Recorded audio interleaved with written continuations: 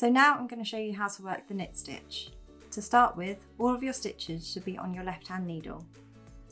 To begin, we're going to place the right hand needle from underneath the first loop and through to the back. You should then have a cross on your needles. We are then going to take the yarn and wrap it from left to right over that back needle. Then we're going to go underneath and pull that loop through.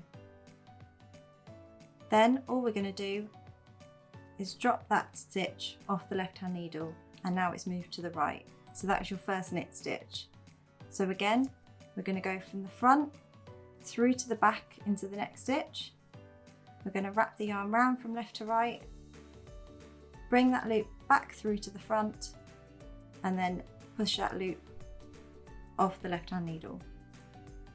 So again, we're just going to keep going. So from the front to the back, we've got our cross shape. We're going to take the yarn from the left to the right,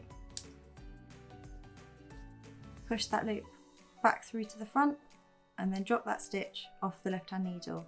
And now we've done 3 knit stitches. So now we're just going to continue across the row. Again, from left to right, push that stitch through to the front, and then drop it off the left hand needle. And keep going. If you prefer, again, you can use your right hand and just make sure that you're looping from the left to the right, and then drop it off.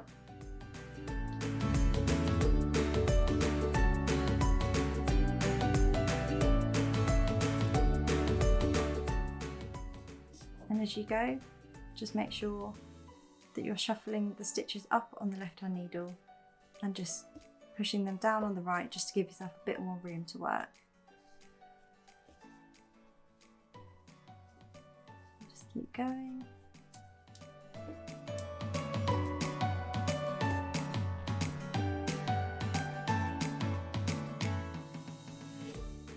Now we've just got to our last stitch. Just work that the same. And now all of our stitches have now moved on to the right side, which means we've completed the first row of knits.